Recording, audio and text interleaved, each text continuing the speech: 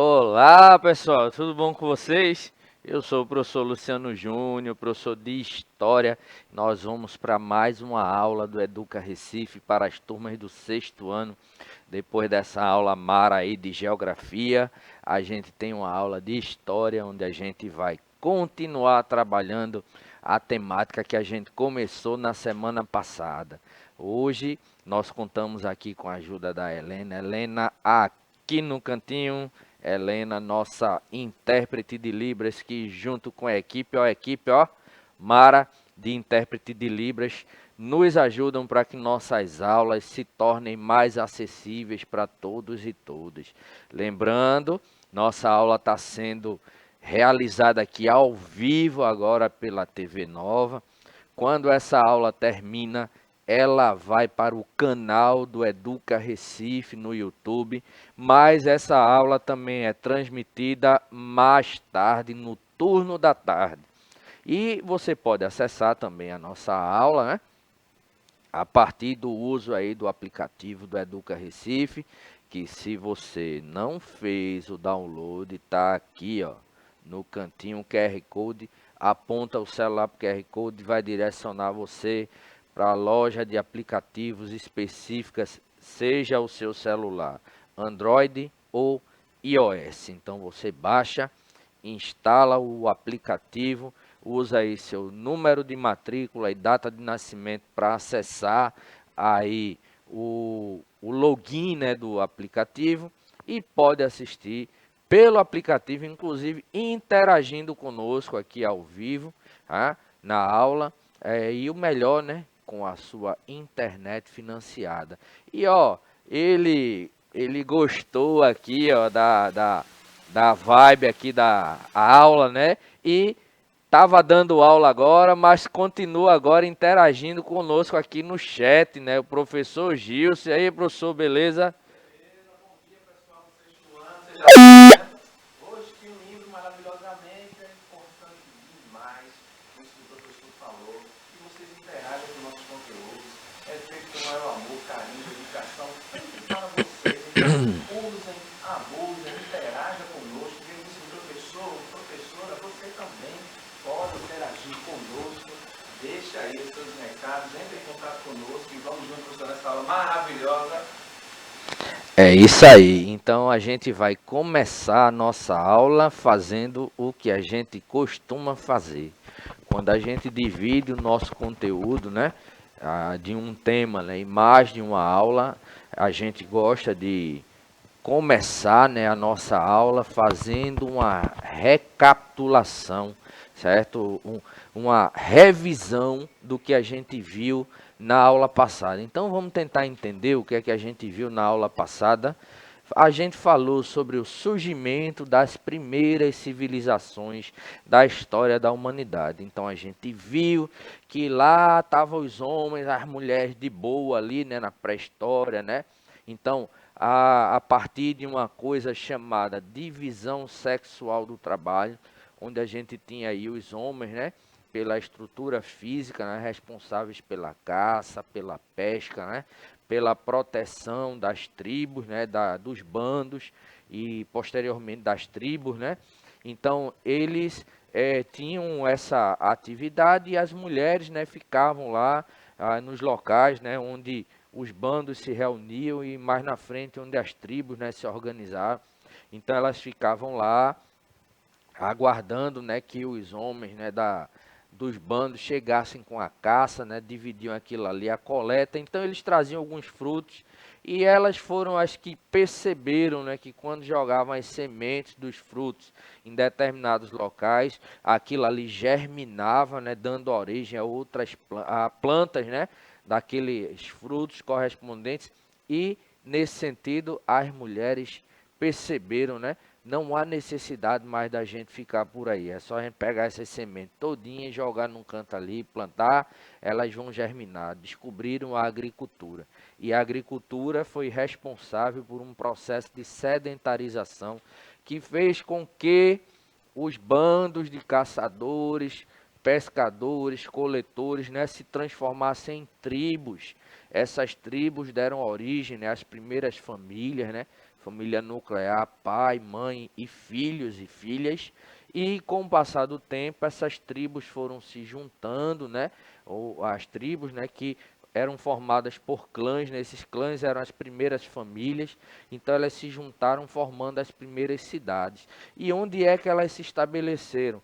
Nos locais, professor, onde existia uma Sim. grande fonte de água, né? Isso. Porque para o trabalho da agricultura era necessário grandes fontes de água. Exato. Então elas surgiram ao longo ali do curso, né, de grandes rios, lagos, lagoas, e nesse sentido a gente viu, ó, que essas primeiras sociedades orientais, né, que foram formadas foram exatamente, ó, Egito, Mesopotâmia, persas, hebreus e fenícios. Tudo a partir, ó, do que a gente chamou de Revolução Neolítica, ou seja, a Revolução Agrícola, certo? Então a gente tem as primeiras civilizações urbanas ao longo, né, daquilo que a gente já disse, né, que é só um resumo do que a gente já viu.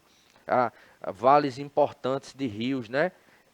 Como o rio Nilo, né, no Egito, Tigre e Eufrates na região da Mesopotâmia, o Jordão na região da Palestina, o Indo na região da Índia e o Amarelo na região da China.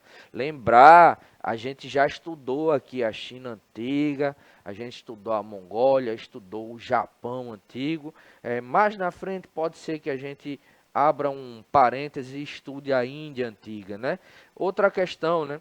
Essas fontes de água eram muito importantes, porque, por exemplo, se vocês olharem a imagem que está aqui a fundo, ó, a gente tem aqui as pirâmides do Egito, então aquelas construções erguidas e ao redor delas somente areia, deserto, né? Então essas fontes de água eram muito importantes, principalmente porque a gente fala aqui, ó, de um clima semiárido e desértico, né? Isso. Que explica aí a localização dessas primeiras tribos, cidades, né, e depois civilizações, sempre junto ali do vale, né, de rios importantes aí nessas regiões.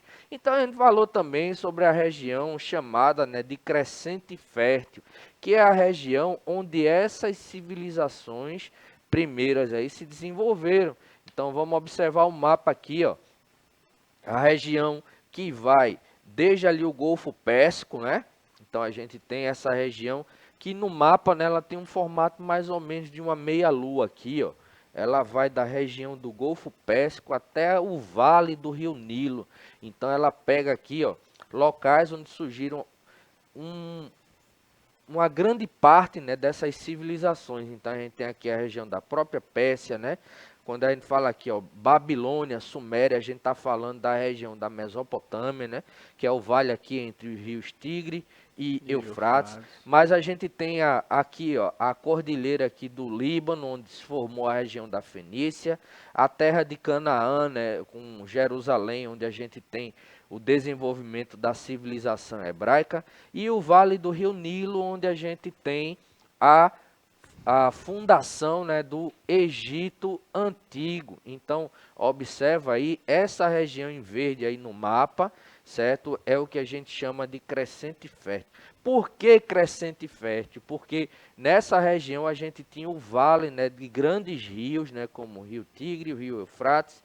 Aqui, ó, a gente não vai observar muito, né, porque é um pouco menor, mas a gente tem o Rio Jordão e o Rio Nilo, né? Então, são o que a gente poderia dizer que são oásis, né, em meio ao deserto, né? O que é um oásis? É uma fonte de água, né, no meio do deserto. Então, a gente tem essas primeiras civilizações surgindo aqui. Então, a gente teve, ó, a gente viu tudo isso, ó, os vales férteis, as margens desses rios, proporcionar ali o desenvolvimento da agricultura, né, e posteriormente técnicas de irrigação, né. Então surge aqui, né, o Estado, né, como órgão centralizador para coordenar, certo, essas atividades econômicas e para manter o controle das tecnologias de irrigação e a garantia das propriedades da terra para principalmente as classes dominantes, né, aqui na região onde surgiram essas primeiras civilizações, né? Detalhe, quando a gente fala em civilização, a gente está falando aí num conjunto formado, né, por regiões ali, você tem regiões onde vão se desenvolver, né, grupos humanos, né, que condensam, né, ao mesmo tempo ali a escrita e a ideia de Estado, né, centralizado. O Estado enquanto órgão, né, a gente vai observar que nesses locais, né, o Estado ele era representado, certo? Era confundido, inclusive, com a figura da autoridade real. No caso do Egito, né, a autoridade máxima era o faraó. Em outros locais, como a Mesopotâmia, a gente tinha os reis, certo? O rei, ou no caso da Pérsia, por exemplo, o imperador. Então a gente tinha essas figuras que eram como se fosse a encarnação ali do que seria o Estado. Embora que o Estado ele seria a instituição, né, responsável ali por organizar aqueles agrupamentos ali, organizar as atividades que eram desenvolvidas. Então vejam, falamos sobre a importância da agricultura também, o sistema de servidão coletiva, né?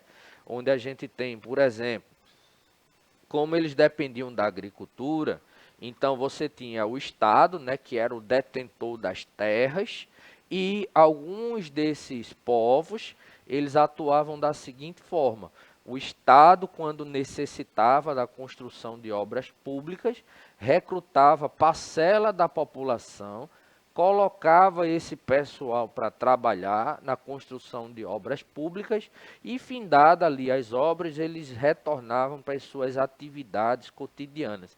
Então, esse sistema era chamado de servidão coletiva, né, por meio do que a gente chama, né, de trabalho compulsório, né? Em alguns locais aqui a gente tem, ó, a corvéia real ou oriental. A corvéia é a obrigação, né, que o servo tinha, né, o camponês tinha, de trabalhar nas terras do Estado durante um período, né?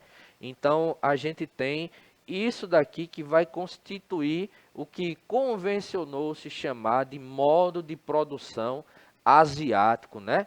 Então, e a gente começou a apresentar uma dessas primeiras civilizações, que foi a civilização egípcia antiga, né? E aí quando você lembra do Egito, né? O que é que a gente lembra, né? A gente viu a fundo lá uma das imagens, as pirâmides, inclusive são imagens de fundo aqui, né? A gente tem as pirâmides, a esfinge, a gente lembra da história do faraó, a gente lembra também das dancinhas, né? Estranhas assim, né? Ou diferentes que eles faziam, certo? A gente lembra, né, de algumas formas, por exemplo, o estilo de pintura, né? Os egípcios, e a gente vai ver isso mais na frente. Os egípcios tinham um estilo de pintura caracterizado por uma coisa que a gente chama de frontalidade. Fosse retratado de qual forma fosse a figura, os olhos da figura sempre estavam voltados para frente. Aí o cara está de lado aqui com o olho voltado para frente. E isso é, por exemplo, mais na frente, né, quando as pessoas, né, os exploradores, eles descobrem, né, o interior ali das pirâmides, né, muitas pinturas lá, e o pessoal ficava meio que incomodado, né, porque pro local onde eles andavam sempre tinha as pinturas olhando para o camarada, né?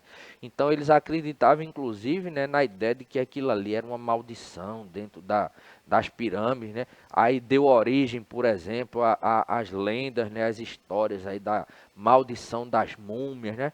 Então a gente tem tudo isso. Mas vejam, a gente viu que o Egito antigo ele estava localizado, né, na região do vale, né, do rio Nilo, né?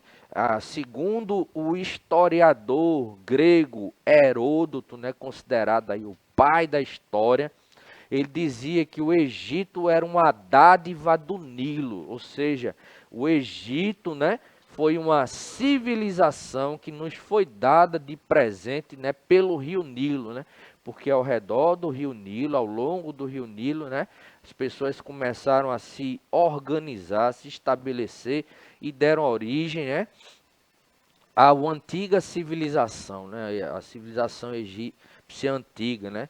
Então, um detalhe, né, eles puderam, né, se estabelecer aqui, porque as terras, né, no curso do rio, chegava um período do ano que o rio ele transbordava, né? Tinha um período de cheias, né, professor? Isso. Período de cheias, porque a gente tem, né? Tem. Rios, né? Os rios que a gente chama de perenes, né? E os rios Isso. intermitentes ou temporários, né? Exato. Então o professor pode explicar melhor do que eu, mas deixa eu ver se eu consigo explicar. Vá. Se eu não conseguir, o professor Gilson me socorre.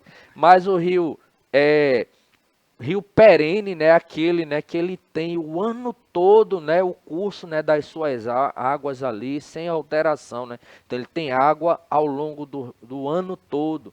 Já o rio intermitente, né, o temporário, é aquele que em alguns períodos do ano ele seca, mas quando voltam, né, chuvas ou outros processos, ele volta a encher. Tô certo, professor? Perfeito. É isso aí, ó, tá vendo? Professor de história também conhece um pouquinho de geografia. Ah, só na nhanha. Então, ó, vê só. Então, nesse sentido, o que é que a gente tem, né? A gente tem aí o Egito Antigo estabelecido nessa região.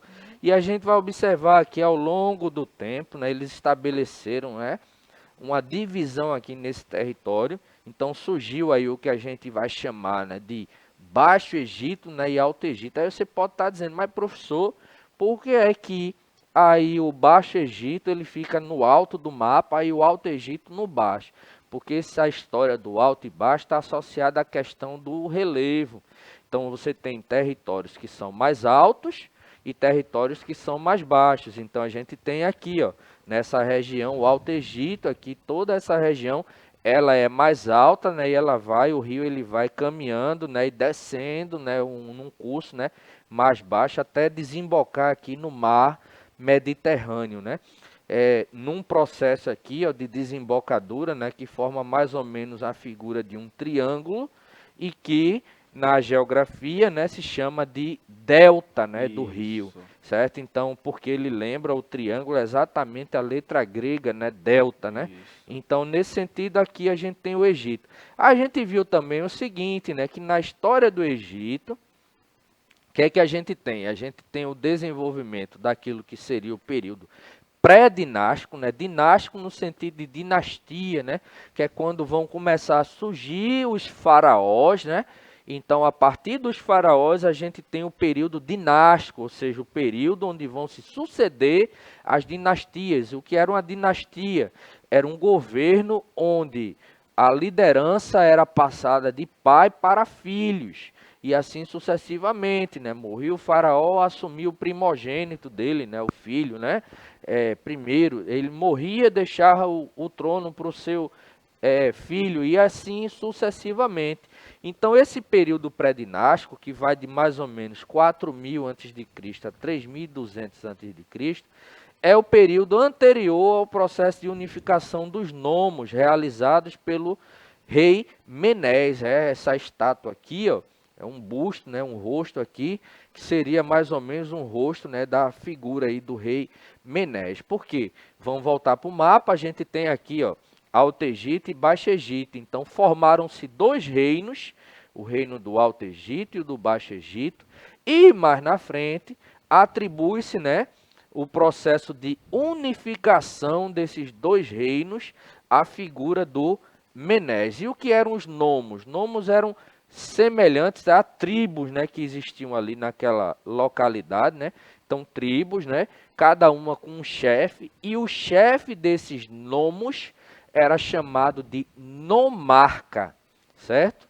Então, nesse sentido, com a unificação do Alto Egito e do Baixo Egito, a gente tem origem aí, né? A gente tem a sucessão aí do que seria o período dinástico ou faraônico, né? Porque a partir daí que a gente tem o surgimento da figura do faraó, dentre os quais o rei Menés, ele vai ser considerado, né, o primeiro faraó do Egito, né? Ele vai unificar os dois reinos e se torna assim o governante daquele reino todo, né, unificado, se torna então o primeiro faraó do Egito, né? E esse período faraônico, ele vai acontecer entre 3.200 a.C., a data da unificação, até 525 a.C., que é quando o reino, né, do Egito, né, a civilização egípcia, ela vai ser, certo, conquistada, né, por outros povos. Então, o período, né, faraônico ou dinástico, ele é dividido em três partes, né, ou três períodos, né, o Antigo Império, o Médio Império e o Novo Império. Então veja, o que é que a gente tem aqui, ó? Observa aqui, a gente tinha dois reinos, né? O reino do Alto Egito, onde o rei usava a coroa branca, e o reino do Baixo Egito, onde o rei usava a coroa vermelha. Aí Menes unifica os dois, né? Junta as duas coroas e daí origem, né? A dupla coroa, né? Que é do Egito unificado, a coroa vermelha e branca aí, né? Acho que o faraó ele torcia para o Náutico, né? Então ele era aí alvirrubro, né? Então nesse sentido a gente vai tentar entender aí, né? Esses períodos da história do Egito Antigo. Não se preocupem porque com certeza não vai dar tempo da gente ver tudo, né? Na aula de hoje a gente vai retornar e retomar isso na próxima aula. Então vamos tentar trabalhar aqui o Antigo Império, que é o primeiro período, né, do período dinástico, né, que vai de 3.200 a 2.300, né? Então, após a unificação dos nomos por Menes, né, ele foi considerado aí o primeiro faraó, certo? O faraó era tipo aí o vigário de Deus, né, o representante, né, de Deus, né, o filho do sol. E nesse sentido a gente tem o estabelecimento de um sistema de governo que a gente chama de monarquia teocrática, né? Monarquia porque você tem um rei e teocrática porque aquele rei, theos, né, uma expressão grega, né, que significa Deus, kratia, né, governo.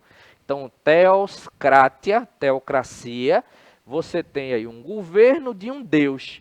Então, o faraó ele era considerado um Deus encarnado ali na Terra, né? Então, nesse sentido, a gente vai ter esse sistema aqui, né? Que era essa monarquia teocrática. Então, e vai ser um período marcado aí pelo isolamento geográfico. Porque, veja, se a gente pega mais uma vez no mapa aqui, deixa eu voltar para o mapa. Pronto, aqui, ó. Se a gente pega, né, no mapa, observando aqui o Egito, né? O Egito ele é limitado, né, ao norte pelo Mar Mediterrâneo, a leste, né, pelo deserto aqui, ó, pelo o Mar Vermelho, né, e parte do deserto aqui, ó, que vai dar continuidade, vai chegar aqui na Palestina, né, e o deserto, né, da Arábia. Aqui ao oeste a gente tem o deserto do Saara e abaixo, né, o deserto da Núbia. Então, para você chegar no Egito, né, invadir o Egito, você tinha que escolher, certo, ou atravessar o Mar Vermelho, ou cruzar o Mar Mediterrâneo, ou enfrentar dois desertos. Então isso dificultava, né, o processo de invasão, né, e o processo, né, de contato dessa civilização com outros territórios. Por isso que a gente tem, né, o fato de que durante esse período a gente vai ter o Egito geograficamente isolado. Então veja, o faraó, né, que era o rei, né, era considerado um deus vivo, né, ali na terra, ali no Egito, e ele era, por tabela, o senhor de todas as terras e de todos os homens. E nesse sentido não existia o que a gente conhece hoje como propriedade privada. Não existia aqui, pronto, eu morando lá no Egito, na época do período dinástico, né, dos faraós, a terra que eu cultivava, onde eu morava, não era minha. A terra era do Estado, e o Estado era representado por quem? Pelo faraó. Então é como se, por tabela, todas as terras pertenciam ao faraó. E ele cedia, né? Ele cedia aí parte, né? Parte das terras, né, para os camponeses que iam tirar dali o seu sustento. E quando o faraó necessitava, né, da construção de alguma obra pública, recrutava ali parte daquela população, né? Então, a gente tinha esse sistema que a gente chama de propriedade eminente, né? Porque o camarada exercia ali o controle da terra no sentido de cultivar a terra para tirar o seu sustento, mas aquela terra não era dele. Então, a grande realização desse período foi a construção das pirâmides de Gizé, dedicadas, né? Na verdade, cada pirâmide, eu vou contar um segredo aqui, ó. Cada pirâmide, ela era, na realidade, um grande mausoléu, né? Um grande local de sepultamento, né? Então, nesse sentido, era cada uma dessas pirâmides, ela foi dedicada a um faraó. Em outras palavras, cada uma dessas pirâmides foi um grande túmulo, né, para um faraó. Então, a gente tem as 3 pirâmides, né, dedicadas aos faraós, Quefren, Kelps e Miquerinos, né? Então, e para guardar ali as pirâmides, a gente tinha a esfinge, né, uma figura mitológica, né? Corpo de leão, cabeça de ser humano, né? Que ficava ali vigiando no deserto e quando passava qualquer pessoa, ela propunha um enigma. Se você respondesse, seguia a viagem. Se não respondesse, era devorado, né? Então o cabo se quebrava, né? E o final desse período, para a gente encerrar nossa aula, foi marcado por um processo de instabilidade política, né? Que enfraqueceu aí o poder dos faraós e aumentou a proporção, né, de poder dos antigos monarcas. Então a gente vai ter uma disputa pelo poder que vai levar a movimentos, né, de sucessões dinásticas, né? Então veja, na próxima aula a gente vai continuar falando sobre isso. Então na próxima aula a gente vai trabalhar aqui os outros períodos, né? O Médio Império, o Novo Império e o processo de decadência aí da civilização egípcia. No mais, valeu, Heleninha. Valeu, professor Gilson. Já tô aqui, e ó, a gente já está aqui ó, no sexto maravilha aí. Egito. E eu vou sair, ó, me despedir de vocês na egípcia. Tchau, tchau, pessoal.